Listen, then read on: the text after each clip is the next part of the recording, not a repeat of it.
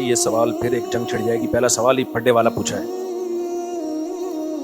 ایسے کام وہ آج پورا بیان ہوا نا، فساد اور غیر فساد. کیا ضرورت ہے وہ باتیں پوچھنا جس سے آپ کو یقین ہے کہ آگ لگ جائے گی. ہمیں تو بڑا مزہ آئے گا، ہم جواب دیں گے، لیکن آگے جو ہوگا عوام میں اتنے بڑے بڑے مسائل پڑے ہوئے ہیں، ان سے ہٹ کے پھر آپ ان چیزوں میں لڑو گے. کسی بھی کام میں استقامت پیدا نہیں ہوتی تو استقامت اور اخلاص کے لیے کیا کرنا چاہیے؟ استقامت پیدا کرنے کے لیے ضروری ہے ایک نظریہ اپنا ٹھیک کر لو، خوب سمجھ لو. کسی کام کو شروع کرنا مشکل ہوتا ہے، کنٹینیو کرنا ممکن نہیں، کنٹینیو رکھنا وہ مشکل نہیں ہوتا. کسی بھی کام کو شروع کرنا کیا ہے؟ مشکل ہے. شیطان یہ بتا رہا ہوتا ہے کہ اس کام کو شروع کرنا بھی مشکل، کنٹینیو رکھنا بھی مشکل. تو میں ایک نماز کی مثال دیتا ہوں. جب آپ کا نماز پڑھنے کا دل چاہے گا نا تو شیطان کہے گا اوف ابھی اٹھو، پھر جا کے وضو کرنا پڑے گا سردی میں، پھر اٹھ کے آنا پڑے گا، پھر نماز ہے، پھر 4 سنتیں ہیں، پھر 4 فرض ہیں، پھر 2 سنتیں ہیں. اف، تو ہمت نہیں ہوتی. ایک دن پڑھ لے گا، اگلے دن نہیں پڑھ پائے گا، بولے گا یار بڑا مسئلہ ہے. تو شیطان کو آپ یہ سمجھاؤ یہ اتنا لمبا چوڑا پروسیس نہیں ہے، اٹھ کے چلنا بس مشکل کام ہے. جب ایک دفعہ اٹھ کے وضو خانے کی طرف چلنا شروع کر دیا تو آگے آپ آٹو پہ ہو جاتے ہو. آگے کیا ہے؟ آٹو پہ ہو گئے، خود بخود چلو گے، وضو کرو گے.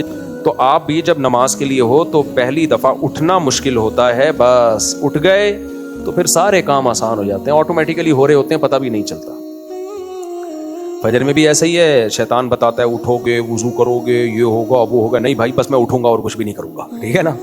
شیطان کو بولے میں نے کیا کرنا ہے، میں تو اٹھوں گا، واش روم سے باہر آ کے سو جاؤں، واش روم جاؤں گا، ہو کے آ کے سو جاؤں گا. شیطان کو یہ بولو. آپ پہلا اسٹیپ لینا مشکل ہوتا ہے. جب آپ اٹھ کے واش روم چلے گئے، آدمی کہتا ہے وضو بھی کر لے، پھر یار چلا جا مسجد، کیا کرنا. تو پہلا اسٹیپ ہر کام میں مشکل ہے. اس کے بعد کام کیا ہوتا ہے؟ آسان. بلکہ آسان نہیں، مزیدار ہو جاتا ہے، مزہ آتا ہے. پھر تو جو پڑھنے والے بچے ہیں، پڑھائی میں دل نہیں لگتا، کوئی بات نہیں، آپ کتاب لے کے بیٹھ جاؤ، بس کتاب لے کے بیٹھ جاؤ اور اسٹڈی شروع کر دو، اور ٹائم باؤنڈ کر دو کہ 1 گھنٹہ روزانہ ہم نے پڑھنا ہے، اور اس میں پڑھائی کے علاوہ کوئی کام نہیں ہوگا. تو یہ کتاب لے کے بیٹھنے کا عمل مشکل ہوگا، آگے آسان ہے. بڑے بڑے لوگوں نے اتنے بڑے بڑے کام کر لیے اسی عادت کی وجہ سے. ایک بچی میں نے لی تھی پیدا ہونے کے ساتھ ہی، لیکن اس کے ماں باپ کا نام نہیں پتا، کوشش کے بعد بھی نہیں پتا لگا. اب ماشاءاللہ 10 سال کی ہے. جب شادی کی عمر ہوگی تو اس کا نکاح کس طرح ہوگا، کوئی حل بتائیں. دیکھیں نادرہ میں الحمدللہ یہ سہولت اب موجود ہے کہ باپ کی جگہ سرپرست کا نام بھی آ جاتا ہے. تو آپ باپ کی جگہ تو اپنا نام ڈال نہیں سکتے. قرآن نے اس سے صاف طور پہ روکا ہے کہ اگر تمہیں ان کے باپ کا علم نہیں ہے فاخوانکم فی الدین، تو تمہارے دینی بھائی ہیں یا تمہاری دینی بیٹی ہے یا بیٹا ہے، لیکن باپ پھر بھی تم نہیں ہو. تو باپ کی جگہ اپنا نام کسی صورت میں نہیں ڈال سکتے. تو نادرہ کے کاغذ میں پھر نادرہ والوں سے رابطہ کریں، سرپرست کی جگہ اپنا نام ڈال دیں، اور جب اس کی شادی ہوگی تو سرپرست ہی کا نام پکارا جائے گا. تو یوں کہا جائے گا فلانی لڑکی جس کے سرپرست یہ ہیں، جس کے سرپرست یہ، کیونکہ باپ کا پتہ نہیں ہے تو مجبوری ہے، جس کے سرپرست یہ ہیں تو ان کا نکاح فلاں بن فلاں سے ہو رہا ہے. اس جس سے نکاح ہو رہا ہے اس کا تو ابا ہوگا نا، یا اس میں بھی یہ ہوگا فلاں جس کے سرپرست یہ ہیں. اسامہ صاحب قلات سے، قبر کو خزانے کے لیے کھودنا جائز ہے؟ کیا لکھا ہے؟ دفنانے کے لیے؟ قبر کو دفنانے کے لیے ہی کھودتے ہیں، کیا لکھا ہوا ہے؟ دوبارہ دفنانا ہے مردہ. بھئی یہ قبر میں دوبارہ مردہ دفنانا جائز نہیں ہے اگر جگہ ہے، لیکن اگر قبرستان بھر گیا ہے، جگہ ہی نہیں ہے، یہ مشکلات پیش آ رہی ہیں، تو پھر 10 سال کے بعد اس قبر میں دوسرا مردہ دفنا سکتے ہیں. یعنی پرانے مردے کو 10 سال ہو گئے. یہ 10 سال کہاں سے نکالا اس کا کسی حدیث میں تذکرہ نہیں ہے.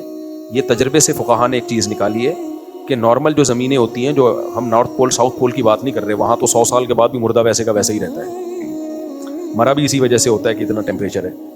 تو نارمل جو زمینیں ہوتی ہیں تو اس میں 10 سال کے بعد مردہ بالکل مارکیٹ سے شارٹ ہو جاتا ہے، 2-4 ہڈیاں رہ جاتی ہیں اس کی، وہ تو پھر 100 سال میں بھی ختم نہیں ہوتی. تو 10 سال کے بعد اس کی صرف 2-4 باقیات رہ جاتی ہیں، تو اس میں پھر دوسرا مردہ دفنانا جائز ہے.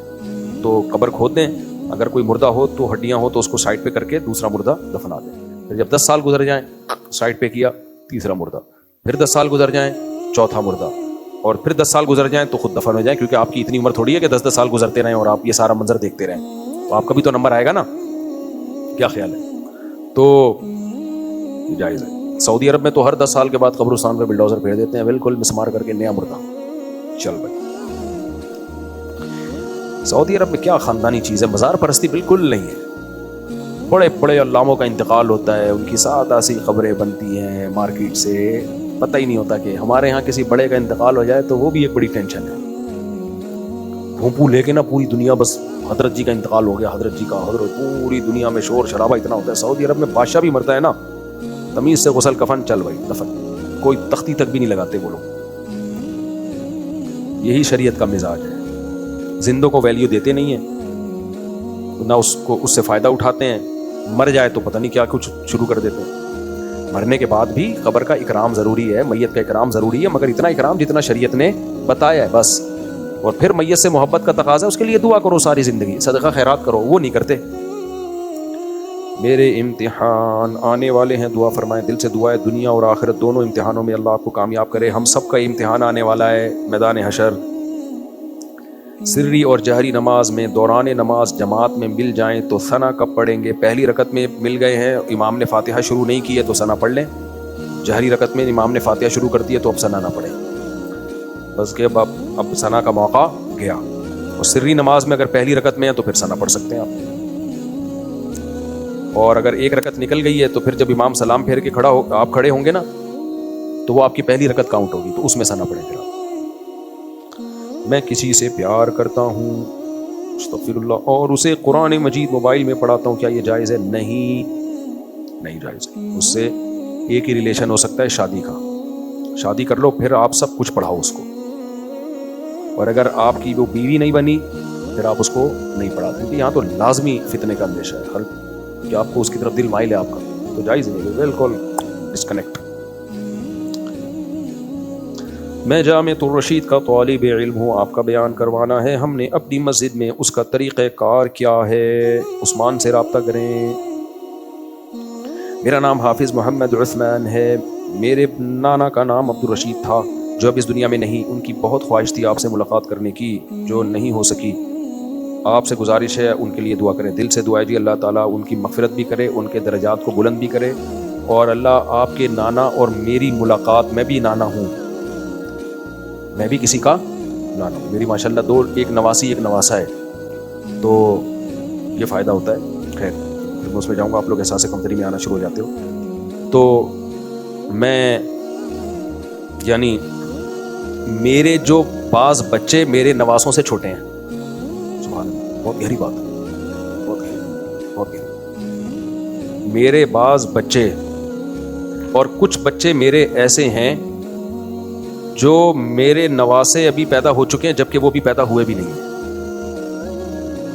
سمجھا؟ تو فیملی پلاننگ والوں نے نا تم سے تمہاری خوشیاں چھین لی، بیڑا غرق کر دیا تمہارے پریوار کا، اور کہتے ہیں 2 بچے خوشحال پریوار، وہ پریوار ہی نہیں ہے تو خوشحال کہاں سے ہوگا؟ خاندان ہی تم نے چھین لیا انسانوں سے، پہلے خاندان ہو تو پھر اس کی خوشحالی کی کوشش کرو نا، خاندان ہی نہیں ہے تو کیا خوشحال؟ تو اس لیے 2004 میں میں نے یہ تحریک شروع کی تھی، زیادہ بیویاں زیادہ بچے، لوگ کہتے تھے بیکار باتیں کرتے ہو، یہ کامیاب ہونے والا فلسفہ نہیں ہے، میں اتنا کانفیڈنٹلی یہ بات کرتا ہوں، مجھے اس کے برحق ہونے کا 100% یقین تھا، تو اللہ نظر بس سے بچائے، میں تعریف کے لیے نہیں کہتا، اور میرے میں کوئی توکل نہیں ہے، میں تو نالائق آدمی ہوں، لیکن میرے جیسے نالائق کو آپ دیکھ رہے ہو، زندہ بھی ہوں، لوگ کہتے ہیں نوٹ آ رہے ہیں نا، بھائی صاحب اگر نوٹ آ رہے ہیں بالفرض جو آپ کو لگ رہے ہیں تو اب آ رہے ہیں نا، بچے تو میرے کب سے ہیں، ابے کیا 19 بچے میرے پہلے سے تھوڑی پیدا ہوئے ہیں؟ تو 2011 میں میری 3 زوجہ تھیں، اور اس وقت بھی میرے ماشاءاللہ اچھے خاصے بچے تھے، تو سب سیٹ چل رہا ہے مارکیٹ میں، اللہ چلاتا رہے سیٹ، اور اگر کوئی پریشانی آتی ہے تو ایک بچوں والے پہ بھی آتی ہے، ایک بیوی والوں میں بھی آتی ہے، نارمل ہے وہ، تو جو غم دوسروں کو آتے ہیں وہی ہمیں بھی آتے ہیں، کوئی نیا غم الگ سے نہیں ہے، جو خوشیاں دوسروں کو آتی ہیں ہمیں بھی آتی ہیں، تو پریشانیاں بھی آتی ہیں، خوشیاں بھی آتی ہیں، ہر طرح کے مارکیٹ میں مسائل چل رہے ہوتے ہیں، تو یہ کوئی نہیں ہے کہ آپ کے زیادہ بچے زیادہ بیوی ہے تو آپ نے عذاب میں ڈال دیا اپنے آپ کو، نہ، بہت سے عذابوں سے اللہ نے نکال دیا ہم کو، بہت سے عذابوں سے اللہ نے ہمیں کیا کیا ہے؟ نکال دیا، ہر ٹائپ کا پیس گھر میں موجود ہے، بچہ کوئی ادھر اپنی شرارتیں کر رہا ہوگا، کوئی ادھر شرارتیں کر رہا ہوگا، جب زیادہ بچے ہوتے ہیں تو بچوں سے باپ کو محبت ملتی ہے، سمجھتے ہو کہ نہیں سمجھتے؟ اور آپ کی زوجہ کو بھی آپ سے ٹوٹ کی محبت اسی وقت ہوگی جب اس کے زیادہ بچے ہوں گے، کیونکہ میاں بیوی کا جو ریلیشن بنتا ہے نا ایک ہوتا ہے نکاح کا ریلیشن, وہ کاغذ کا ہوتا ہے. وہ کس کا ہوتا ہے؟ کاغذ کا. وہ ڈیورس سے ٹوٹ بھی جاتا ہے. اصل تو ریلیشن بنتا ہی بچوں کے بعد ہے. بچے ایلفی کا کام کرتے ہیں, میاں بیوی کو جوڑتے ہیں, وہ ماں باپ کو جوڑتے ہیں. تو یہ جتنی زیادہ ایلفی ہوگی, کیا خیال ہے, بچے جتنے زیادہ ہوں گے اتنا یہ ریلیشن کیا ہوگا؟ مضبوط ہوگا. اب طلاقوں کا ریشو اسی وجہ سے بڑھ گیا ہے. ایک آدھ بچہ ہوتا ہے, کہتے ہیں چلو تم ادھر رکھو, میں ادھر یہاں خرچہ بھیج دوں گا, مل لیا کریں گے. زیادہ بچے ہوتے ہیں, آدمی دیکھتا ہے بھائی یہ ان کو کہاں لے کے جاؤں گا میں. وہ دونوں بھی ماں باپ کو جوڑ دیتے ہیں, وہ دونوں بھی نہیں ٹوٹنے دیتے کہ بھائی ابا اماں تو ہم دونوں کے ہی ہیں نا, کیوں ٹوٹیں گے. تو اللہ نے ایک پروسیس رکھا ہے, ایک نیچرل پروسیس ہے. جب شادی ہوتی ہے تو جذبات ہوتے ہیں, یہ جذبات میاں بیوی کو جوڑتے ہیں. پھر جذبات مارکیٹ سے شارٹ ہونا شروع ہوتے ہیں, بچے آنا شروع ہوتے ہیں, تو پھر وہ بچے جوڑتے ہیں. تو جذبات وہ تھوڑی رہیں گے جو دلہن کے ساتھ جذبات تھے اور دلہن کے دولہا کے لیے پہلی رات کو جذبات تھے, وہ کہاں رہتے ہیں؟ وہ رہتے ہیں تھوڑی رہتے ہیں. پھر جو جیتے ہیں دونوں ایک دوسرے کے لیے, وہ کس کی خاطر؟ بچوں کی. تب یہ لبرل لوگوں میں دے دنادن طلاقیں ہوتی ہیں کہ بچے ہی نہیں ہوتے. اور پھر بچہ بڑا ہو گیا, اب عورت کی گود میں بچہ نہیں ہے. عورت کی فطرت ہے, اس کو گود میں بچہ چاہیے جب تک وہ جوان ہے, اس کی نیچر ہے یہ. اس سے وہ نیچر چھین لیا آپ نے تو وہ ٹوٹ پھوٹ جائے گی. تو اس لیے اللہ کا شکر ہے ہم دیسی لوگ ہیں, ہم اس لبرل لوگوں کے نعروں سے متاثر. اور ویسے بھی میں سرکاری ملا ہوتا تو یہ باتیں تو کر ہی نہیں رہا ہوتا. لوگ مجھے کہتے ہیں سرکاری ملا ہے, میں سرکار یہ باتیں سکھاتی ہے؟ سرکار تو کہہ رہی ہے بچے روکو, ویسے پیچھے پڑی ہوئی ہے سرکار. ابھی ایک سرکاری بیان آیا تھا کہ جناب نیوزی لینڈ کی آبادی 54 لاکھ ہے اور پاکستان میں ہر سال 54 لاکھ بچے پیدا ہو رہے ہیں. یعنی پاکستان میں ہر سال ایک کنٹری کے بقدر آبادی بڑھ رہی ہے. ہمارا کیا ہوگا, وسائل نہیں ہیں, بچے اتنی سپیڈ سے. یہ صرف ایک قسم کی لفاظی ہوتی ہے. میں نہیں کہہ رہا جس نے یہ رپورٹ پیش کی ان کی نیت غلط ہے, ان کی نیت اچھی ہی ہوگی کہ ملک کو جب اتنی آبادی بڑھے گی, مہنگائی بڑھے گی, ان کے پاس ان کی کیلکولیشن یہی ہوگی, لیکن یہ کیلکولیشن غلط ہے. میں کسی کی نیت پہ شک نہیں کر رہا. آج کل لوگ اسی طرح کی باتیں کر رہے ہوتے ہیں اور سمجھ رہے ہوتے ہیں یہ ٹھیک باتیں ہیں. جس نے یہ بات بتائی ہو سکتا ہے وہ ملک کا ہم سے زیادہ خیر خواہ ہو وہ شخص, لیکن یہ غلط ہے. آپ اس طرح کبھی کمپیئر نہیں کر سکتے, نیوزی لینڈ کی آبادی اتنی تو ہماری اتنی آبادی بڑھ رہی ہے. آپ کسی ملک سے کمپیئر نہ کریں. آبادی کو کمپیئر کیا جاتا ہے وسائل سے اور اسپیس سے. دیکھو آپ گلستان جوہر کے ایک اتنے سے فلیٹ میں رہتے ہو اور ایک کمرہ ہے آپ کے پاس رہائش کے لیے, اور آپ کی آمدن ہے 5,000 روپے, اور آپ کو پتا ہے قیامت تک یہ 5,000 ہی رہے گی. تو ایک بچہ پیدا کرنا بھی اس لحاظ سے دیکھا جائے تو ناجائز ہے. آئی بات سمجھ میں کہ بھائی اسپیس ایک کمرے کی, جب ایک بچہ آئے گا تو میاں بیوی کہاں سوئیں گے, دوسرا بچہ کیسے آئے گا پھر, کیا خیال ہے؟ تو کہ یہ اتنی سی اسپیس ہے اور آمدن 5-10 ہزار ہے جو کبھی بڑھے گی نہیں. صحیح ہے نا؟ لیکن یا تو یوں ہونا کہ ہماری آمدن اتنی ہے, پاکستان کی ریسورسز اتنی ہے جو کبھی بڑھیں گے بھی نہیں, اور اسپیس اتنی ہے, تو پھر آپ بتائیں کہ اتنی آبادی بڑھ رہی ہے تو یہ ملک اس آبادی کا تحمل نہیں کر سکتا. لیکن دو چیزیں, دو حقائق ہیں, یہ بات کر کے بس آگے چلتا ہوں. 2 حقائق ہیں. نمبر 1, پاکستان کے پاس اسپیس کی کمی نہیں ہے. اکیلا بلوچستان ہی ایسا ہے جو پورے ملک کی اس سے 10 گنا آبادی کو سنبھال سکتا ہے, اسپیس اتنی ہے.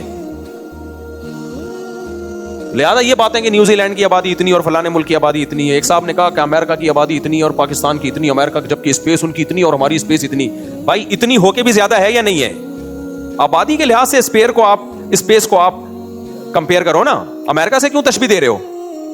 آپ اپنے ملک کی آبادی کو, آپ کے ملک میں جو اسپیس ہے. دوسری بات وسائل سے. آپ نے دیکھا ہوگا ہمارے حکمران لوگ کہہ رہے ہوتے ہیں کہ آبادی بڑھ رہی ہے, وسائل لامحدود ہیں, لیکن جب لوگ کہتے ہیں پاکستان ایک غریب ملک ہے, کہتے ہیں نہیں ہمارا ملک وسائل سے مالا مال ہے. یہ کبھی ایک بیان پہ ٹکتے نہیں ہیں. اصل میں یہ دوسرا بیان درست ہے.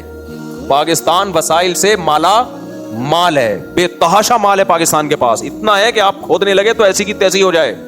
ہم جو ہے نا برونائی کو پیچھے چھوڑ دیں. ہم بات ہے کرپشن کی, نظام کی. نظام ٹھیک کرو بھائی, نظام ٹھیک کرو. پھر ایک سوال یہ ہوتا ہے کہ جب تک نظام ٹھیک نہیں ہوتا پھر تو بچے کم پیدا کرو. نہ وہ بچے ہی نظام کو ٹھیک کریں گے آ کے. سمجھ رہے ہو؟ اگر ہم نے بچے بھی روک دیے نا تو نظام ٹھیک کرنے والے بھی مارکیٹ سے شارٹ ہو جائیں گے, کیونکہ جب آبادی بڑھتی ہے تو اس کو وسائل کی ضرورت پڑتی ہے, پھر وہ نہ چاہتے ہوئے بھی کھودتے ہیں. اس کی میں ایک مثال دیتا ہوں. آپ کے کیاری میں خزانہ دفن ہے, جو سیٹ ہے اس نے پابندی لگائی ہوئی ہے, حکومت نے پابندی لگائی خزانہ نہیں کھودنا, لیکن جب آپ بھوکے مرو گے نا تو تمہارا باپ بھی کھودے گا اس خزانے کو. صحیح ہے؟ تو جب ملک کی آبادی بڑھتی ہے نا تو جب وسائل چاہیے ہوتے ہیں تو پھر بہت کچھ آبادی کرواتی ہے. آبادی ملکوں کی حدود کو توڑ کے بھی باہر نکلتی ہے, وہ کھودتی ہے, بہت کچھ ہوتا ہے. پھر رہی وہ مثال کہ گلستان جوہر کے ایک فلیٹ کی جو میں نے مثال دی تھی کہ پھر وہ غریب آدمی جس کا ایک چھوٹا سا فلیٹ ہو اور آمدنی 5,000 ہو، اس کو آپ زیادہ بچوں کی ترغیب کیوں دے رہے ہو؟ یہ دوسرا فلسفہ ہے، خوب سمجھ لو. اس کو ہم دوسرے بچے سے جب روکیں گے جب ہمیں یقین ہو کہ یہ ہمیشہ اتنا ہی رہے گا اور اس کی قیامت تک آمدن 5,000 ہی رہے گی، جبکہ فیوچر کا کسی کو علم نہیں ہے. یہاں آ کے قرآن اور یہ جو ہمارے کیلکولیشن کرنے والے ہیں یہ ٹکراتے ہیں. قرآن کہتا ہے وَمَا مِن دَابَّةٍ إِلَّا عَلَى اللَّهِ رِزْقُهَا. بچہ جب دنیا میں آتا ہے تو وہ تمہاری اولاد بعد میں ہے، اللہ کی مخلوق پہلے ہے. تو تمہیں یہ کس نے کہہ دیا کہ جس کی 5,000 آمدن ہے قیامت تک 5,000 ہی رہے گی، اور جس کے پاس ایک کمرے کی اسپیس ہے قیامت تک ایک کمرے کی اسپیس ہی رہے گی؟ میں نے جب دوسری شادی کی تھی میرے پاس دوسری زوجہ کو دینے کے لیے ایک کمرے کی اسپیس بھی نہیں تھی، سمجھ رہے ہو؟ اور میری آمدن میں 2 بچے پالنا بھی بہت مشکل تھا. لیکن کیا ہوا ہے جب میں نے کی تو میرے لیے اللہ نے انتظام کیا. کیسے کیا؟ کبھی خوشبو لگا کے آؤ تو بتاؤں میں. یہ تو ہمیں فیوچر کا تھوڑی پتا ہے کہ فیوچر میں کیا ہونے والا ہے. فیوچر میں پتا تھا کہ ہم کہ الیکٹرک سے آزاد ہو کے سورج پہ آ جائیں گے، ہے بھائی؟ پاس میں ہمیں پتا تھا کہ فیوچر میں ہمیں ایک سورس آف انرجی ایک اور دریافت ہو جائے گا، پتا تھا لوگوں کو. 200 سال پہلے کے انسان سے آپ پوچھو کہ ایک وقت آنے والا ہے دنیا کی آبادی 6 ارب ہو جائے گی، 200 سال پہلے کا انسان کہے گا اس وقت لوگ قحط سے مر جائیں گے، کیونکہ اس وقت کے جو وسائل دریافت ہوئے تھے نا اس کے حساب سے 6 ارب کی آبادی کا دنیا میں زندہ بچنا ممکن تھا ہی نہیں. لیکن اس بیچارے کو کیا پتا تھا بھائی انسانوں کو دنیا میں آنے دو، تیل کے کنویں دریافت ہوں گے. خدا غافل تھوڑی ہے، پیدا کر کے چھوڑ رہا ہے. اور اس نے قرآن کے الفاظ دیکھو، قدر فیہا اقواتہا، کہ ہم نے جب زمین کو بنایا تو زندگی کے لیے جو ضروری لوازمات تھے وہ زمین میں پہلے رکھے ہم نے. اور دیکھو یہاں قرآن نے یہ نہیں کہا پیدا کیے ہیں، قدرہ کا مطلب مینجمنٹ کا مطلب یہ ہوتا ہے جیسے جیسے آبادی بڑھے گی وسائل اس وقت دریافت ہوں گے، جب نہیں ہے تو نہیں دریافت ہوں گے. اس کو مینجمنٹ کہتے ہیں. تو کیا کتنی سونے کی کانیں چھپی ہوئی ہیں جو دریافت نہیں ہوئی. کتنے کسی کو پتا تھا یوٹیوب بھی سورس آف انکم بنے گا کسی زمانے میں؟ ایک آدمی جو گاؤں دیہاتوں میں صرف کھانا پکانا سکھاتا ہے وہ کروڑوں روپے کمانا شروع کر دے گا. ایک آدمی جو صرف مذاق کر سکتا ہے، پرینکسٹر ہے وہ، جس میں کوئی قابلیت نہیں ہے، وہ ڈاکٹروں سے زیادہ کمانا شروع کر دے گا، سائنسدانوں سے زیادہ کمانا شروع کر دے گا. تو یہ تو کچھ بھی نہیں پتا تھا، یہ تو فیوچر سے. تبھی قرآن کہتا ہے یبسط الرزق لمن یشاء ویقدر، جس کے لیے چاہتا ہے رزق کے دروازے کھول دیتا ہوں، جس کے لیے چاہتا ہوں رزق کے دروازے بند کر دیتا ہوں. تو ہم جو کہہ رہے ہیں کہ ایک کمرے کا فلیٹ ہے اس میں اتنے بچے کیسے سنبھالے گا؟ بھائی جب بچے ہوں گے تو ماں کی چھاتیوں میں دودھ آئے گا. بچے کی پیدائش سے پہلے دودھ نہیں آتا. اللہ کہتے ہیں پیدا ہوگا تو پھر اس کی ضرورتیں پوری کروں گا، پیدا تو ہونے دے. تو میں نے دیکھا ایسے ایسے غریب لوگ ہیں، اولاد ہوئی تو وہ بڑھتے چلے گئے، اور بچے بھی 2 ہاتھ 2 پاؤں بھی تو لے کے آئے گا، وہ خود بھی تو کم بخت کچھ کرے گا. سارا باپ پہ تھوڑی بوجھ بنے گا، وہ خود بھی تو، وہ بھی تو. آپ بھی تو جب باپ بن کے بچوں کو پال رہے ہو، کیونکہ آپ میں 2 ہاتھ اور 2 پاؤں اللہ نے دیے ہیں، تو آپ کا بچہ بھی لنگڑے لولے پیدا نہیں ہوتے. کچھ ایک آدھ ہو جاتے ہیں، میجورٹی کیسی ہوتی ہے؟ صحت مند ہوتی ہے، تو کما رہی ہوتی ہے. اس لیے اٹھا کر پھینک دو باہر گلی میں، نئی تہذیب کے انڈے ہیں گندے. اور ہر سال پاکستان میں 2 نیوزی لینڈ پیدا کرو. کتنے نیوزی لینڈ پیدا ہونے چاہیے؟ 2. لوگ کہتے ہیں آبادی ہماری اتنی اور ہمیں مزے نیوزی لینڈ والے چاہیے. تو ہم جو نیوزی لینڈ نہیں بن رہے نا وہ آبادی کی وجہ سے نہیں، وہ کرپشن کی وجہ سے. جو حکمران ہمیں کم بچوں کی ترغیب دیتے ہیں، آپ انسان کے بچے بن جاؤ. آپ تو اپنے ماں باپ کے 2 بچے ہو، آپ کیوں نہیں انسان کے بچے بنے؟ آپ کی طبیعت تو بہت آسان تھی. اکثر ہمارے حکمران دیکھ لو، اپنے ابا کا 1 بچہ ہوگا یا 2 ہوں گے. ابا لبرل سیکولر ہی ہوتے ہیں. انہیں حکمرانوں کے اکثر کے بچے 2 ایک تمیز سے پیدا کیے ہوتے ہیں. وہ بنے کیا ہیں؟ تو انہوں نے ملک کھا گئے. تو جو بلوچستان سے سونے کی پلیٹیں نکل رہی ہیں، مجھے نہیں پتا کہاں جا رہی ہے، اور جو تیل نکل رہا ہے کہاں جا رہا ہے. تو ہمارے پاس تو ہمارا سرمایہ بچے ہی ہیں، وہ بھی ہم سے چھین لو گے ہم تو کہیں کے نہیں رہیں گے. بھائی میرے پاس جو سورس آف انکم ہے، آپ کے پاس جو سورس آف انکم ہے وہ گورنمنٹ ہے، وہ آپ کی اولاد ہے. وہ کما کے بھی کھلائے گی آپ کو، وہ آپ کی تنہائی بھی دور کرے گی. تو اس سے آپ کی غربت بڑھے گی نہیں بلکہ غربت دور ہوگی. دنیا میں کبھی بھی کوئی بے وقوف یہ کیلکولیشن نہیں کرتا کہ اس کاروبار میں آپ کی اتنی انویسٹمنٹ ہے، اتنا خرچ ہو رہا ہے لہذا آپ کا دیوالیہ ہو جائے گا. ہمیشہ دیکھا جاتا ہے انویسٹمنٹ کتنی ہے اور آؤٹ پٹ کتنا ہے. اولاد پہ اتنی انویسٹمنٹ نہیں ہوتی، آؤٹ پٹ کئی گنا زیادہ ہوتا ہے. سمجھتے ہو کہ نہیں سمجھتے؟ مثال کے طور پر میری رسپانسبلٹی اب میرے ابا کی تھوڑی ہے. میرے ابا نے جتنا مجھ پہ خرچ کیا تو آپ کا کیا خیال ہے میں ابا کا محتاج رہوں گا ہمیشہ؟ نہ. جب میں ابا بنا تو مجھ میں بھی کمانے کی طاقت پیدا ہو گئی. تو میرے ابا نے جتنا مجھ پہ خرچ کیا تو ابا کے دنیا میں رہنے میں بھی اور جانے کے بعد بھی ان کے لیے دعائیں ہو رہی ہیں، ان کے لیے صدقات و خیرات ہو رہے ہیں، ان کو یاد رکھا جا رہا ہے. اللہ ہمیں توفیق دے. اور پھر ہم جو ہے آج ہم کسی کے ابا بنے ہوئے ہیں، اس پہ جو ہم کر رہے ہیں نا ہمارے ابا آپ تھوڑی کر رہے ہیں. تو یہ نالائق ایک تصویر کا رخ دکھاتے ہیں ہمیں. دوسرا، اور نیوزی لینڈ والوں سے جا کے پوچھو وہ کہیں گے ہم چاہتے ہیں 54 لاکھ ہے نا یہ 10 کروڑ ہو جائیں. صحیح ہے نا. وہ کہہ رہا ہوگا بچہ پیدا کرو میں پیسے دوں گا. ناروے والوں سے جا کے پوچھو, وہ کہے گا ایک بچے پہ پاکستانی 25 لاکھ روپے دوں گا میں, یعنی جو وہاں کے ڈالر جو وہاں کی کرنسی کے حساب سے بنتا ہے. وہ ٹینشن میں ہے کہ یار یہ ہمارا ہو کیا گیا کبارہ. اور ہمارے لبرل لوگ ان لوگوں سے عبرت حاصل نہیں کر رہے. گروتھ ریشو جب بڑھتا ہے تو جوانوں کا ریشو بڑھتا ہے. جس قوم میں ینگسٹر کا ریشو بڑھے گا اس میں کمانے والے زیادہ, کھانے والے کم. اور جب گروتھ ریشو کم ہوتا ہے تو کمانے والے اور کھانے والوں کا ریشو سیم ہو جاتا ہے. یہ بہت ڈینجرس ہے. پھر آپ کا بڑھے گا نہیں, جو کمائیں گے بڈھوں پہ خرچ ہو جائے گا, بوڑھوں پہ خرچ ہو جائے گا تو بچے گا کچھ بھی نہیں. آپ کیسے امریکہ اتنا کیسے کما رہا ہے؟ وہ ہم لوگ سے کما رہا ہے. وہ کس سے کما رہا ہے؟ وہ ہماری آبادی کا فائدہ وہ اٹھا رہا ہے. وہ ہمیں بلاتا ہے, ویزے دیتا ہے, جاب کرو, ڈاکٹروں کو بلاتا ہے. اتنے اتنے قابل ڈاکٹر یہاں سے پڑھ کے وہاں جاتے ہیں, تو وہ بھی آبادی کو ہی کیش کرا رہا ہے. سمجھ رہے ہو؟ اگر اس کے پاس ہم لوگ کے اتنے بچے نہ ہوتے تو امریکہ کا بٹا بھی بیٹھ چکا ہوتا. مشینیں تھوڑی سب کچھ کر کے دیں گی ان کو. مشین چلانے والا بھی تو آدمی ہوتا ہے, بٹن دبانے والا بھی کون ہوگا؟ وہی تو آدمی ہوگا. تو انڈیا پاکستان کی آبادی ہے, جس سے فائدہ کون اٹھا رہا ہے؟ وہ اٹھا رہے ہیں. قبر کے فتنے اور قبر کے عذاب میں کیا فرق ہے؟ دیکھو, قبر میں جب انسان کو ڈالا جاتا ہے تو منکر نکیر آتے ہیں, یہ بھی ایک آزمائش ہے. قبر بھیجتی ہے انسان کو. جو دنیا میں کچھ گناہ کیے ہوتے ہیں معاف ہوتے ہیں, یہ بھی ایک فتنہ ہے. یہ فتنے کا لفظ عذاب کے معنی میں بھی استعمال ہوتا ہے, سوال جواب کے معنی میں بھی استعمال ہوتا ہے. یہ عام لفظ ہے. اور جبکہ عذاب کا مطلب جو گناہوں کی وجہ سے عذاب ہو. پناہ مانگنی چاہیے فتنہ قبر اور عذاب سے. اگر میرے بھائی کو کمپنی کی طرف سے فیول کارڈ ملا ہوا ہے تو کیا میں اس کو استعمال کر سکتا ہوں؟ آپ کے بھائی کمپنی کا ملازم ہے, آپ اس پورا پریوار کمپنی کا ملازم نہیں ہے. جس کے لیے ملا ہے وہی استعمال کرے گا, آپ تکلف نہ فرمائیں. آفس میں کام کے دوران یوٹیوب استعمال کرنا یا گیم کھیلنا صحیح ہے جبکہ اس کام میں کوئی حرج نہ ہو رہا ہو؟ یہ جو آفس کے باس سے پوچھنے کی چیزیں ہیں وہ آپ مجھ سے پوچھ رہے ہو. جو باس سے پوچھنے کی چیز ہے وہ آپ اپنے باس سے پوچھیں. سر یہ لیگل ہے, آپ کی طرف سے پرمیشن ہے؟ ہو سکتا ہے وہ خود بھی کھیل رہا ہو تو اس سے پوچھ لو بھائی. اگر اس کو اعتراض نہیں ہے تو کھیل لیں آپ. گزارش ہے کہ اگر اس میں کوئی کام میں فرق ہی نہیں پڑ رہا تو میرا خیال ہے اس میں باس کو کوئی اعتراض ہونا نہیں چاہیے. بعض چیزیں ایسی ہوتی ہیں باس کو پتہ ہوتا ہے, پوچھو گے تو پھنسو گے, نہیں پوچھو گے تو کہہ رہے جانے دو یار. جی حضرت, آپ کا سوال. گزارش ہے کہ لیاری مدرسہ مفتی صاحب کی گزارش ہے کہ وہاں کی عوام آپ کا بیان سننا چاہتی ہے. نوازش فرما کر 13 فروری کو ایک پروگرام ہے جس کا شرکت ہے. میں ابھی لیاری بیان کر کے آیا ہوں حضرت 2-3 دن پہلے. بڑا ماشاءاللہ کراؤڈ تھا لیاری میں, تو وہاں بھی میرا بیان ہوا ہے. تو اب 13 فروری کو تو میں شاید ملک میں نہ ہوں, کنٹری سے باہر ہوں گا. اور بھائی کوئی سوال پوچھنا ہو. نماز پڑھنے کے بعد جب دعا مانگ تو سب سے پہلے اپنے لیے پھر اپنے والدین کے لیے دعا مانگ. جی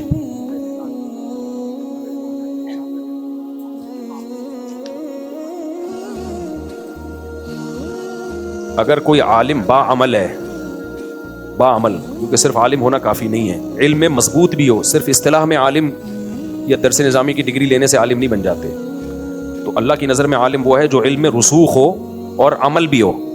تو ایسے عالم کا درجہ پیغمبروں کے بعد سب سے زیادہ ہے. پھر کوئی تاجر اور کوئی شخص اس کے برابر نہیں ہو سکتا, کیونکہ اللہ نے یہ درجات بیان کی. یہ جو حدیثوں میں آتا ہے نا تاجر پیغمبروں کے ساتھ ہوں گے, تو اس کا مطلب یہ نہیں کہ پیغمبر کے درجے پہ ہی آ جائیں گے. ظاہر ہے پیغمبر کا درجہ تو الگ. اسی طرح علماء کے ساتھ ہوں گے, تو اس کا مطلب یہ نہیں ہے کہ علماء کے وہی بالکل پروٹوکول ملے گا جو علماء کو ملتا ہے, تو وہ نہیں ہو سکتا. کیونکہ قرآن نے جو 4 درجات بیان کیے, من النبیین والصدیقین والشہداء والصالحین, سب سے پہلا مقام نبیوں کا, پھر صدیق. صدیق ان علماء کو کہتے ہیں جن کے علم میں رسوخ ہو اور علم کے مطابق عمل بھی ہو. تو دوسرے نمبر پہ. تیسرے نمبر پہ اللہ نے شہیدوں کو رکھا ہے. چوتھے نمبر پہ اللہ نے عام نیک مسلمان جو گناہوں سے بچتے ہوں. البتہ یہ ضرور ہے کہ تاجر ایمانداری سے تجارت کرے اور اللہ کی راہ میں خوب خرچ کرے, آخرت میں دوسروں سے آگے نکلنے کی کوشش کرے, تو وہ سورہ واقعہ میں جو 3 اللہ نے درجے بتائے نا, السابقون السابقون, ان میں آ جائے گا. پھر وہ جو جنت الفردوس جن کے لیے بنی ہے. میرا بھی سورہ رحمان کا لیکچر میں نے ریکارڈ کروایا, تفسیر کے لیکچر میں سورہ رحمان اور سورہ واقعہ. وہ بہت انٹرسٹنگ ہے, وہ لازمی سنیں آپ. سمجھتے ہیں؟ ابھی وہ اپلوڈ ہوا نہیں, اپلوڈ ہوگا. وہ میرے جو تفسیر کے لیکچر چل رہے ہیں نا, اس میں 2 پارے رہ گئے ہیں الحمدللہ, تو 28 ہو چکے ہیں. تو اللہ نے بڑا کام لے لیا ہے, تو ان لیکچروں کو آگے زیادہ سے زیادہ پھیلائیں گے. ورنہ کم از کم سورہ واقعہ تو لازمی سنیں, اس میں جو سورہ واقعہ ہے. السلام علیکم. اچھا مفتی صاحب, میں کبھی کبھی تسبیح پڑھتا ہوں نا, تو میرا وہ کوچنگ کا ٹیچر ہے, وہ بولتا ہے یہ نہیں پڑھا کوئی جو ہے نا انڈیا کا رواج ہے, پنڈت پڑھتے ہیں مطلب تسبیح. کوچنگ کا ٹیچر, جب آپ کلاس ہے تو تسبیح جیب میں رکھیں, کلاس کو فوکس کریں آپ. نہیں ویسے بھی پڑھا, کوئی بھی ایب نارملٹی والا کام نہیں کرنا چاہیے. یہ دینداروں کے ساتھ بڑا مسئلہ ہے. بھائی کلاس کا ماحول ہے, وہ سبق پڑھا رہا ہے, آپ تسبیح جیب میں رکھیں, کلاس کو فوکس کریں, ٹھیک ہے نا. تو اگر آپ نے پڑھنی ہے تو جیسے وہ فارغ بیٹھے ہوئے ہیں تو ویسے پڑھ لیں, یا کوئی پھر تو تسبیح نکال کے بھی پڑھ سکتے ہیں. لیکن ٹیچر سامنے کھڑا ہوا ہے, بات کر رہا ہے, تو پھر آپ کے ہاتھ میں تسبیح ہے, تو یہ ٹھیک مناسب نہیں ہے. اس میں ٹیچر کی ایک طرح کی بے ادبی بھی ہے کہ یار میں ادھر پڑھا رہا ہوں تو مجھے تسبیح میں لگے ہوئے ہو. ہر چیز کا ایک موقع ہوتا ہے. ہمارے دیندار طبقے میں بے موقع کام کرنے کا بڑا مسئلہ ہے. بے موقع تبلیغ, موقع ہے نہیں, آپ تبلیغ کرنا شروع کر دو. وہ آپ سے پوچھ نہیں رہا, آپ اس کو بلا وجہ سمجھا رہے ہو, اگلا کہتا ہے یار یہ درد سر ہے. تو یہ بہت ہم سب کو ٹریننگ کی ضرورت ہے کہ کون سا کام کس موقع پہ کرنا ہے. ایک تو یونیورسٹیوں میں پڑھتے ہیں, ان کی ڈریسنگ ایسی ہوتی ہے, یونیورسٹیوں بالکل الگ ہی نظر آ رہے ہوتے ہیں. اتنی بڑی پگڑی پہنی ہوئی ہے, اتنا بڑا جبہ پہنا ہوا ہے آپ نے یونیورسٹی میں, آپ پڑھ رہے ہو, سارے ماڈرن لبرل لوگ بیٹھے ہوئے ہیں, تو بہت زیادہ بھائی شلوار قمیض پہن لیتے آپ نے اتنا بڑا چغا, پھر اتنا بڑا اڑن تشتری جیسی پگڑی. اگلا کہہ رہا تھا پتہ نہیں کوئی الگ ہی مریخ سے آئی ہوئی مخلوق ہے یہ.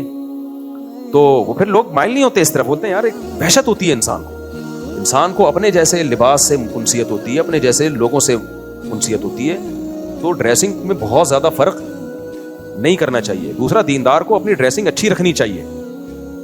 اچھی کا مطلب یہ نہیں کہ وہ کڑائیوں والے کرتے اور چمک چھلو بن کے چلے جائیں, آپ گولے گنڈے کی دکان کھول لیں, آپ نیلی ٹوپیاں ایسی پہنی ہوتی ہیں, اس میں ایسا لگ رہا ہوتا ہے کہ لائٹیں نکل رہی ہیں ابھی اس ٹوپی کے اندر سے, بہت اچھی ٹوپی ہے یہ. بھائی سوبر لگو دیکھنے میں, کوئی ایسی چیز پہنو, چمک چھلو نہ بنو آپ. تو یہ بڑا مسئلہ ہے دینداروں کی. جو لڑکے ہیں یونیورسٹیوں کے جو دیندار بن جاتے ہیں, آپ کی ڈریسنگ ایسی ہو, آپ دیکھنے میں پڑھے لکھے آدمی لگ رہے ہیں, آپ لمبے بال نہ رکھو. ہر آدمی پہ لمبے بال اچھے نہیں لگتے. بعض لوگوں کے بال بہت گھنے اور گھنگریال, وہ لمبے بال رکھتے ہیں, وہ عجیب سے ہی لگ رہے ہوتے ہیں. لگ رہا ایک صاحب سے میں رابطہ کیا, وہ ویڈیو کال پہ, انہوں نے بات, مجھے کام تھا, ان کے بال بھی لمبے, مونچھیں بھی لمبی ہو رہی ہو, مجھے لگا کہ کوئی 20-30 بندے اس نے مارے ہوئے ہیں. تو ڈر لگتا ہے آدمی کو, یار یہ کیا ہے, کچھ شریف انسان نظر آؤ دیکھنے میں.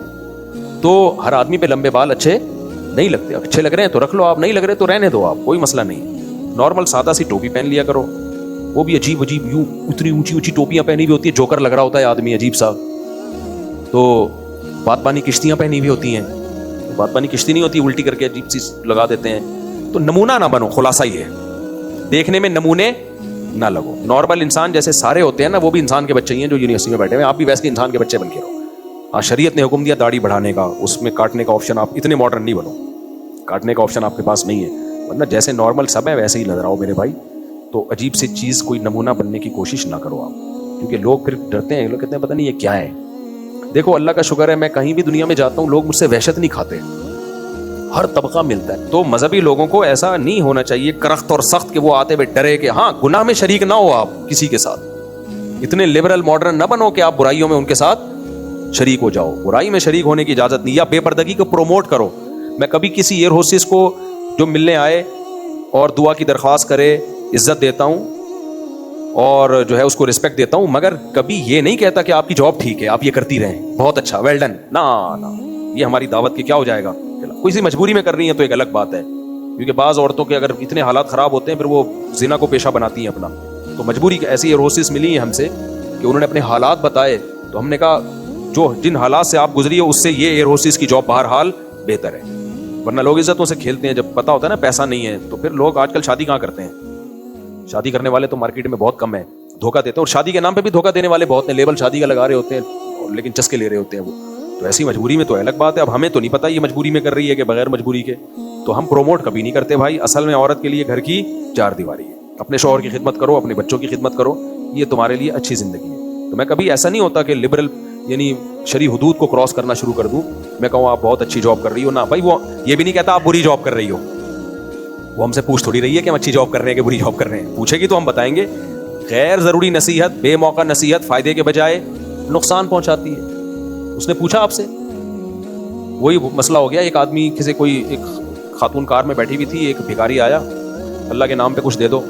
اس نے کہا اتنے ہٹے کٹے ہو کے مانگتے ہوئے شرم نہیں آتی. اس نے کہا پیسے مانگے, مشورہ نہیں مانگا.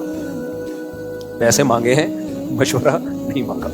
تو بے موقع تبلیغ مناسب نہیں ہے. تو اس لیے ہر طرح کا طبقہ ہم سے ملنے آتا ہے. قاتل بھی آتے ہیں, قاتل بھی آتے ہیں, آ کے بتا رہے ہوتے ہیں اتنے بندے مارے ہم نے لیکن ہمیں ندامت ہے. میں اس وقت پولیس کو فون کر اس کو پکڑ کے لے جاؤں, قاتل ہے, کر سکتا ہوں میں, پولیس پکڑ بھی لے گی نہ, یہ بے موقع ہے. وہ مجھ پہ اعتماد کر کے آیا ہے کہ مفتی صاحب میرے راز کو راز رکھیں گے, اور آیا بھی توبہ کی نیت سے ہے. تو میں اس کو چماٹ ماروں, بے غیرت انسانی قاتل ہے تو یہ موقع نہیں ہے بھائی. جب توبہ کی نیت اور اس کے دل میں رحم ہے تو اس کو حوصلہ دیا جائے گا, اس کو صحیح راہ دکھائی جائے گی. تو جب ہم قاتل سے مل سکتے ہیں تو ایئر ہوسٹس سے کیوں نہیں مل سکتے بھائی؟ کیا خیال ہے؟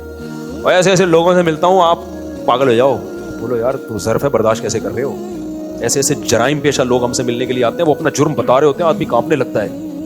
لیکن شریعت نے ہمیں اجازت نہیں دی ہے کہ کتنا بھی بڑا مجرم آئے آپ نے اس کی حوصلہ شکنی کرنی ہے. نہ, جب آ گیا نا تو بتانا ہے کہ اللہ کا در کھلا ہوا ہے. پھر آپ نے مایوس کر دیا تو وہ کہہ سکتا ہے کہ اللہ, میں تو ایک مذہبی اسکالر کے پاس گیا تھا, ایک کسی کو عالم سمجھ کے گیا تھا کہ وہ مجھے جو ہے امید دلائے گا, تو اس نے تو دروازہ بند کر دیا, اب کہاں جائیں ہم؟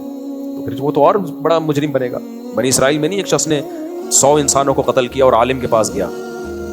بخاری کی حدیث ہے کہ عالم کے پاس گیا کہ میں نے 100 انسان مار دیے, میں کیا کروں؟ تو اب ہمارے یہاں جو علماء صبح و شام اعتراض کرتے ہیں نا, یہ ایئر ہوسٹس سے مل رہے ہیں, یہ فلانی ایکٹر سے مل رہے ہیں, انہوں نے فلانی ڈمکانی کے سر پہ ہاتھ رکھ دیا, حالانکہ وہ تو فلموں میں ناچتی ہے. بھائی پوری دنیا کے سامنے ہاتھ رکھا ہے سر کے اوپر. بری نیت ہوتی تو کمرے میں اکیلے میں تنہائی میں جمع ہوتے. میں کبھی الحمدللہ تنہائی میں کسی غیر عورت کے ساتھ جمع نہیں ہوتا, تنہائی میں کبھی نہیں. اگر دفتر میں کوئی ملنے کے لیے آئے دروازہ کھول دیتا ہوں میں. کوئی جوان خاتون آئے نا, اپنے گھر کے مسائل ہیں, تو اکیلے میں نہیں ملتا. اکیلے میں ملنا جائز نہیں ہے کیونکہ بدگمانی کا موقع دے رہے ہیں آپ. لیکن پبلک پلیس میں اگر آپ مل رہے ہیں تو پھر بدگمانی کیسی بھائی؟ سب سن رہے ہیں آپ کی بات کو اور سب دیکھ رہے ہیں, تو وہاں بدگمانی جائز نہیں ہے. تو مولانا طارق جمیل صاحب نے کسی ایکٹر کے سر پہ ہاتھ رکھ دی, ایکٹریسز تھی, تو اس پہ کتنا کہ یار یہ تو فلموں میں ناچتی ہے. وہ بھائی ساری دنیا کے سامنے اس کو بیٹی بنا کے سر پہ ہاتھ رکھا ہے, یہ مولانا کا حوصلہ ہے. ایسا حوصلہ ہر ایک میں نہیں ہوتا. یہ تعریف کی بات ہے. اگر وہ بھی دھکا دے کے نکالیں تو وہ کہے کہ ٹھیک ہے پھر ہم ناچتے ہی ٹھیک ہے, پھر کیا خیال ہے, پھر ہم ناچتے ہی ٹھیک ہے, صحیح ہے نا. تو عالم کے لیے اجازت نہیں ہے. جنت اور جہنم میں ڈالنا کس کا کام ہے؟ اللہ کا کام ہے. تو جو اللہ کا کام ہے وہ اللہ کو کرنے دو. اور پھر ہمیں تو یہ بھی ڈر لگتا ہے کہ اگر کسی بے پردہ عورت کو دھتکار دیا, گناہگار کو دھتکار دیا, تو اللہ یہ نہ کہے کہ یہ ظاہری دیکھنے میں گناہگار ہے, یہ کیا ہے دیکھنے میں, اور تمہارا گیٹ اپ نیک لوگوں کا ہے. تمہارا گیٹ اپ کیا ہے؟ نیک لوگوں کا. تو ایسا نہ ہو ہمارے اندر کوئی برائی ہو اور ہم اپنے آپ کو اچھا سمجھ رہے ہوں, حقیقت میں ہم اچھے نہ ہوں. تو نیک سمجھنے پر اللہ کی طرف سے کیا ہے؟ پابندی ہے. نیک اور برے کا حقیقی پتہ کب چلے گا؟ جب قیامت قائم ہوگی. تو اس لیے جو لبرل لوگ ہیں نا, طنز کر رہے ہوتے ہیں یہ مولوی لوگوں کو, دیکھو یہ ایکٹروں سے بھی مل رہے ہیں اور یہ فلانے سے بھی مل رہے ہیں. بھائی مل کے ان کے گناہ کو پروموٹ تھوڑی کر رہے ہیں کہ آپ ماشاءاللہ بہت اچھا ناچتی ہو, ویل ڈن, میں بھی آپ کے ڈانس شوق سے دیکھتا ہوں. گناہ کو تھوڑی میں نہیں دیکھتا, میں ایک مثال دے رہا ہوں, یہ لوگ اتنا سا کلپ چلا دیں گے. تو اب مجھے بتاؤ, وہ 100 انسانوں کا قاتل آیا بنی اسرائیل کے عالم کے پاس, حدیث میں آتا ہے. تو بنی اسرائیل کے عالم نے کیا کیا؟ کہا کہ بھائی اللہ تمہاری توبہ قبول کرے گا, جاؤ ایسے ایسے توبہ کرو, اللہ معاف کرنے والا ہے. اب ہمارے یہاں جو مولویوں پہ صبح شام اعتراض کرتے ہیں, وہ اگر وہاں بیٹھے ہوئے ہوتے تو کیا کہتے؟ اتنا بڑا دہشت گرد آیا اور اس سے کیسے نرم لہجے سے بات ہو رہی ہے, اس کو چائے بھی پلائی جا رہی ہے. اصل میں ان کے دہشت گردوں سے کیا ہیں تعلقات. بھائی وہ جو ان عالم نے اس کا اکرام کیا ہوگا, کچھ کھانا وانا بھی کھلایا ہوگا, اس لیے کہ یہ دہشت گرد جب عالم کے پاس آ رہا ہے تو یہ اچھی علامت ہے. اب تک تو نہیں آیا تھا, اب آیا ہے, اس کا مطلب کیا ہے؟ وہ کسی مولوی سے کیا لینے آئے گا بھائی؟ پیسے تو ملیں گے نہیں اس کو, چائے مل جائے گی, ہو سکتا ہے وہ بھی چندے کی ہو, ہوتی نہیں, ایک مثال دے رہا ہوں. تو بلکہ ہو سکتا ہے اپنی مسجد کے لیے چندہ ہی مانگ لیں. تو جو کسی عالم سے مل رہا ہے نا, اس کا مطلب اس کی نیت میں فطور نہیں ہے. ہاں حکومت سے مل رہا ہے تو اچھی نیت سے بھی مل سکتا ہے, بری نیت سے بھی, اس میں بھی 100% بدگمانی جائز نہیں ہے. بعض دفعہ حکمرانوں سے مل رہا ہوتا ہے انسان ان کی اصلاح کے لیے, اپنے فائدے کے لیے نہیں, اور بعض دفعہ چاپلوسی اور مکھن لگانے کے لیے مل رہا ہوتا ہے, اپنے فائدے کے لیے. تو اس لیے ہر ایک کو ایک لاٹھی سے نہیں ہانکنا چاہیے. چلو بھائی کوئی سوال بس پوچھو, پھر چھٹی کرو. میرا سوال یہ ہے کہ کسی لاوارث میت کو اگر دفن کر دیا جائے تو اگر علاقے والے یہ کہیں کہ ہم اس کو اپنے علاقے میں لے جاتے ہیں تو کہاں تک اجازت ہے؟ جائز نہیں ہے. جب میت کو دفن کر دیا تو اس کا علاقہ چینج کرنا اجازت نہیں ہے, تو اس کی بالکل. باقی اس کے لواحقین پھر بھی کر رہے ہیں تو کرنے دو, پھر وہ آپ کے اختیارات سے باہر کی چیز ہے, کیونکہ ان کی میت ہے, آپ اس کو زبردستی نہیں روک سکتے. ہمارے ایسے ہی ہوا مدرسے میں, گارڈ بیچارہ پرانے وقتوں کی بات ہے شہید ہو گیا. تو یہی ہوا کہ اس کے گاؤں کے لوگ آئے, ان کو ہمیں لے کے جانا ہے. ہمارے بڑوں نے کہا بھائی چھوڑو, انہوں نے کہا نہیں. تو ہمارے بڑوں نے ٹھیک ہے بھائی اب ہمارے اختیار میں نہیں ہے. وہی بات ابھی جو بیان ہوا تھا نا کہ اپنے اختیارات کو کراس کرنے کی کوشش نہ کریں. تو اس کے جو بیٹا ہے یا جو بھی ہے, اب آپ ان سے تھوڑی لڑ سکتے ہو. لاوارث لاش کو جب بھی دفن کریں تو اس کی تصویر لے لینی چاہیے تاکہ لوگوں کو پتہ چل جائے بھائی کون ہے کیا ہے. ایسی موقع پہ تصویر لینا ٹھیک ہے. اور بھائی کوئی سوال؟ بچے کا سوال ہے. اذان کے دوران وضو کے دوران اذان کا جواب دے سکتے ہیں؟ کیوں نہیں دے سکتے؟ بالکل دینا چاہیے اذان کے دوران، وضو کے دوران بھی. بس ایک تو سوال اور لے لوں بھائی. سر میں نے پوچھنا تھا کہ جس طرح علماء بتاتے ہیں دین کے مختلف شعبے ہیں، تو جو شخص یہ چاہتا ہے کہ آخرت میں اس کا اعلیٰ سے اعلیٰ مقام ہو انبیاء صحابہ کے بعد، تو اس کے لیے کیا معیار ہے؟ کوئی خاص شعبہ ہے جیسے کہتے ہیں؟ ہاں دیکھو، جو چاہتا ہے اعلیٰ سے اعلیٰ معیار ہو، تو اگر سارے شعبوں میں بیسک ضرورتیں پوری ہو رہی ہیں تو پھر تو دین کے علم کو اختیار کرنا چاہیے، کیونکہ اب نبی نہیں بن سکتے، نبی کے وارث بن سکتے ہیں. دین کے علم میں کمال پیدا کرے. لیکن ملک صرف یا ریاست یا اس سوسائٹی صرف علماء سے نہیں چلتی، علماء کے علاوہ بھی بہت سے لوگ چاہیے. تو اب سب یہ سوچ سوچ کے عالم بننا شروع کر دیں. اول تو کہاں بن رہے ہیں، لیکن اگر بننا شروع کر دیں تو ملک کا بیڑا غرق ہو جائے گا. پھر تو سوسائٹی کو ڈاکٹروں کی بھی ضرورت ہے، انجینئرس کی بھی ضرورت ہے، سوسائٹی کو سائنسدانوں کی بھی ضرورت ہے، محققین کی بھی ضرورت ہے. بہت سارے شعبے ہیں، تو ان شعبوں میں کمال پیدا کرو. پھر وہ اللہ تعالیٰ ہر ایک کو ایک مزاج دیتے ہیں، الگ صلاحیت دیتے ہیں، اس کے حساب سے پھر انسان چلے.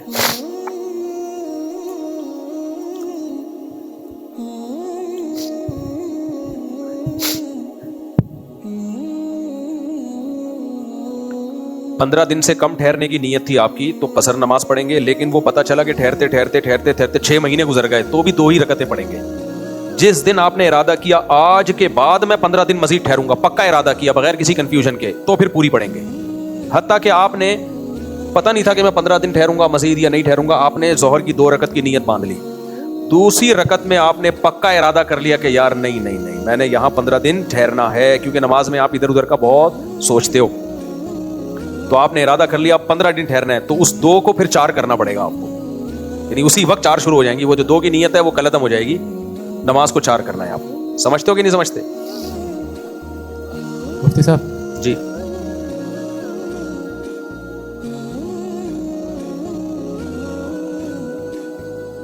ہاں، فرشتوں کو کیسے پتہ چل گیا کہ انسان فساد پیدا کرے گا؟ اس سوال کا جواب میں بیان میں کئی دفعہ دے چکا ہوں، اگر میں نے بھی دیا تو بات بہت لمبی ہو جائے گی. یہ کئی بار بیان کر چکا ہوں اس کا جواب. پھر کبھی چھوٹا جواب نہیں ہے نا، اس کا چھوٹا جواب ہوتا نہیں ہے. تو کفار بھی دنیا میں آئیں گے، مسلمان بھی آئیں گے، تو اب چھوٹا جواب کہاں سے ملے گا؟ مفتی صاحب پٹھان تو بڑے بڑے ہوتے ہیں، تو جواب چھوٹا چھوٹا کیسے لے کے؟ آپ تو ماشاء اللہ پشاور سے ہو، آپ سواس سے ہو، تو چھوٹا جواب تو آپ پہ ویسے بھی نہیں جچتا ہے یار. اچھا ماشاء اللہ ماشاء اللہ سبحان اللہ. جب اتنے لوگ مجھ سے ملاقات کرنے آئیں گے تو میں کسی سے ملاقات کے قابل رہوں گا. پھر آج جلدی سے مسافر ملاقات ہو گئی. السلام علیکم، کیا حال ہے؟ سب سیٹ چل رہا ہے؟ آپ بھی سوال. مفتی صاحب میرا سوال یہ ہے کہ جی جلدی سے بس آخری سوال لے لیتے ہیں.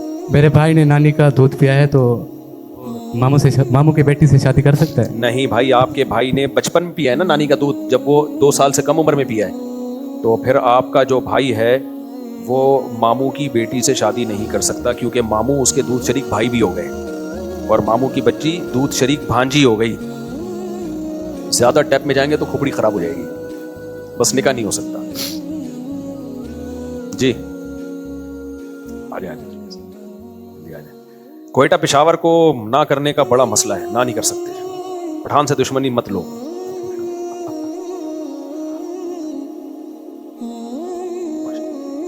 کیوں نہیں؟ بچوں کی حق تلفی ہے، بچوں کو اپنا دودھ چھوڑ کے ڈبے کا دودھ پلا رہی ہو تو بچے کا تو ڈبے سے رشتہ قائم ہو جائے گا. ڈبے والے اوصاف آئیں گے اس کے اندر، ڈبا بن کے پہلی بات تو ڈبے کی طرح ہو جائے گا، گول مٹول. ماں کے دودھ کا آلٹرنیٹ کسی کا باپ بھی نہیں پیدا کر سکتا میرے بھائی. ہاں ماں میں دودھ ہی نہیں آ رہا ہے، کوئی بیماری ہو گئی ہے تو پھر مجبوراً ڈبا، لیکن ماں کا دودھ ماں کا ہوتا ہے. بہت ساری چیزیں ماں کے دودھ میں بھائی. بچے سے ریلیشن بھی ماں کا بڑا گہرا بنتا ہے اس دودھ کی وجہ سے. بچے کا ماں سے بڑا گہرا ریلیشن بن جاتا ہے. اس کو ماں کی جو اسکن ہے نا، اس کی خوشبو اس کے دماغ میں رچ جاتی ہے، بچے کے دماغ میں. تو اس لیے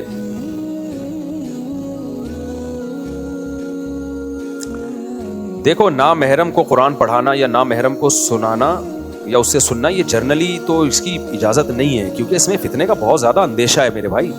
لیکن کوئی بڈھا بڈھی ہوں یا بعض لوگ ٹھنڈے مزاج کے ہوتے ہیں، نکاح نہیں ہوا تو نامحرم ہے.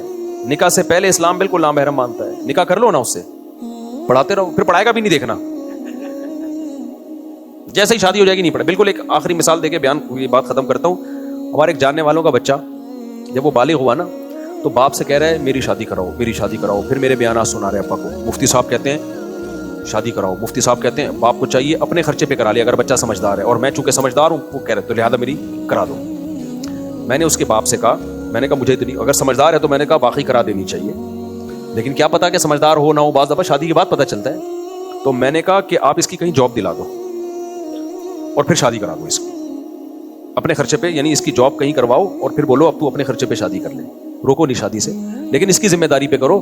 کیونکہ بعض بچوں کے بارے میں کنفیوژن ہوتی ہے کہ آپ نے اپنے خرچے پہ کرا دی نا تو بالکل ہی ناکارہ ہو جاتے ہیں. میں جلدی شادی کی ترغیب تو دیتا ہوں, لیکن آپ کے اپنے خرچے پہ, ابا کے خرچے پہ نہیں. ہاں باپ کو چاہیے اپنے خرچے پہ اس صورت میں کر لے کہ بچہ بہت سمجھدار ہو, اپنی ساری ذمہ داریاں پوری کر رہا ہو, تو پھر باپ کو چاہیے دل بڑا کرے. تو ان کو میں نے کہا کہ اس کو جاب دلا کے فوراً شادی کرا دو. انہوں نے جاب دلا دی, جیسے ہی جاب دلائی ہے بولا اب میں تیری شادی کرا رہا ہوں, تو کہہ رہے نہیں ابھی تو میں کمیٹیاں ڈالوں گا, ابھی تو میں یہ کروں گا. یہ ہوتا ہے اپنے خرچے پہ اور دوسروں کے خرچے پہ شادی, کیونکہ فری پھوکٹ کی ہو رہی ہے تو 4 کرا دو ابا. میں نے کہا اب پتا چل رہا ہے کہ اس کو شادی کا سچی مچی کا شوق تھا یا مفت کھانے کی عادت تھی. تو مفت کھانے میں تو بھائی 4 کرا دو پھر ہماری, جب خرچہ بھی ابا کا, گیس بجلی کا بل بھی ابا, ایسا ابا کہاں سے لبا, اور گھر بھی ابا. بچے اسپیڈ سے آپ پھر ایسے پیدا کرو گے ابا کی جھولی میں لا کے ڈالتے رہو گے, ابا کہے گا ہمارا پروگرام تو اڑ گیا. پھر ایسی اولاد کو کچھ کہہ بھی نہیں سکتے. تو وہ بہو بھی آپ ہی لے کر آئے تھے نا, تو وہ لڑکی والے بولیں گے ہم نے تو آپ کا منہ دیکھ کے شادی کی تھی بھائی, ہم نے تو آپ کے بیٹے کو تھوڑی آپ کو دیکھا تھا ہم نے.